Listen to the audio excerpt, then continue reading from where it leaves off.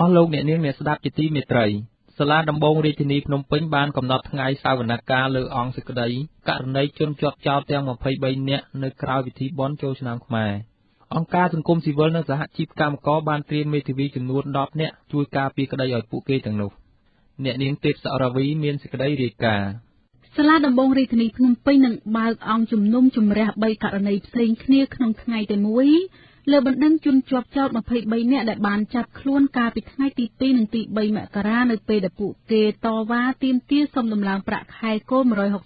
$160មេធាវីការពារក្តីឲ្យមនុស្ស6នាក់ក្នុងចំណោម23នាក់មកពីមជ្ឈមណ្ឌលសិទ្ធិមនុស្សកម្ពុជាលោកសំសុគង្គ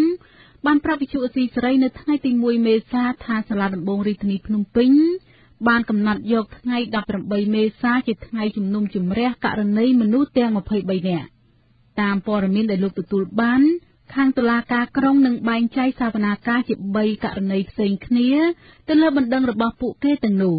សវនាការទី1លោកវ៉ុនពៅប្រធានសមាគមប្រជាធិបតេយ្យឯករាជ្យនៃសេដ្ឋកិច្ចក្រៅប្រព័ន្ធលោកថេងសវឿនអ្នកសម្របសម្រួលនៃសម្ព័ន្ធសហគមន៍កសិករកម្ពុជា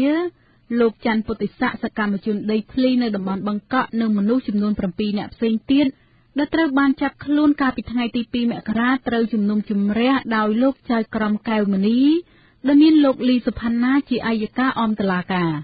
សវនាការទី2ជំនុំជម្រះលើបណ្ដឹងប្រឆាំងជនជាប់ចោទ10នាក់ផ្សេងទៀតរីឯសវនាការទី3សម្រាប់សំណុំរឿងមនុស្ស3នាក់គឺមានលោកជាសរ៉ាត់លោកយុនសុកជានិងលោកប៊ូសរិទ្ធបច្ចុប្បន្នលោកយុនសុជានិងលោកប៊ូសរិទ្ធតុលាការសម្រេចឲ្យនៅក្រៅឃុំបណ្ដោះអាសន្នរងចាំសវនាការលោកមេធាវីសំសុគង្គបញ្ជាក់ថាក្រុមមេធាវីការពារក្តីឲ្យមនុស្សទាំង23នាក់នោះមានភស្តុតាងដកបន្ទុកគ្រប់គ្រាន់ដែលធានាថាពួកគេគឺជាជនរងគ្រោះនិងមិនបានប្រព្រឹត្តដោយការចោទប្រកាន់ខាងមេធាវីមានជំនឿចិត្តថាចៅក្រមសាលាដំបងរាជធានីភ្នំពេញនឹងផ្ដល់នៅភាពយុត្តិធម៌ហើយនឹងក៏ធ្វើការកាត់សេចក្តីនឹងតាមផ្ដល់យុត្តិធម៌ជូនជនរងគ្រោះទាំងអស់នោះប្រពន្ធលោកវ៉ុនពៅគឺលោកស្រីប្រាក់សវណ្ណរីសង្ឃឹមថាតុលាការនឹងផ្ដល់យុត្តិធម៌ឲ្យប្តីរបស់លោកស្រីនិងអ្នកជាប់ចោទឯទៀតសូមឲ្យតុលាការកាត់តាមច្បាប់បើសិនអ្នកទាំងអស់គ្នាពិតជាបានខុសមែននោះហ៊ានទទួលតែដោយសារតែក្នុងថ្ងៃនោះខ្ញុំក៏មានវត្តមាននៅក្នុងទីនោះដែរស្វាមីគឺគាត់មានបានធ្វើអ្វីខុសទេ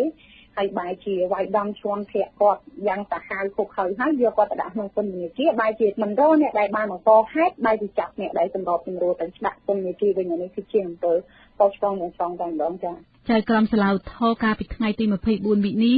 សម្រាប់បន្តឃុំខ្លួនលោកវ៉ុនពៅប្រធានសមាគមប្រជាធិបតេយ្យឯករាជ្យនៃសេដ្ឋកិច្ចក្រៅប្រព័ន្ធនិងសកម្មជនសិទ្ធិមនុស្សនិងកម្មករចំនួន20នាក់ផ្សេងទៀត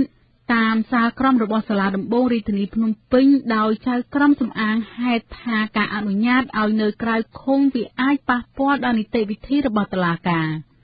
នាងខ្ញុំទេពសុរាវីវិទ្យុអស៊ីសេរីភ្នំពេញលោកអ្នកនាងស្ដាប់ជាទីមេត្រីស្របពេលដែលសាលាដំបងរាជធានីភ្នំពេញកំណត់ថ្ងៃសវនកម្មជំនុំជម្រះអង្គសេចក្តីប្រឆាំងនឹងជនជាប់ចោទ23នាក់នោះតុលាការក្រុងភ្នំពេញក៏បានសម្រេចបើកសវនាការបណ្ដឹងសុំនៅក្រៅឃុំបណ្ដោះអាសន្នលើជនជាប់ចោទម្នាក់គឺលោកសុគន្ធសម្បត្តិពិសិដ្ឋតាមការស្នើសុំពីមេធាវីនិងអង្គការសង្គមស៊ីវិលនៅថ្ងៃទី4មេសា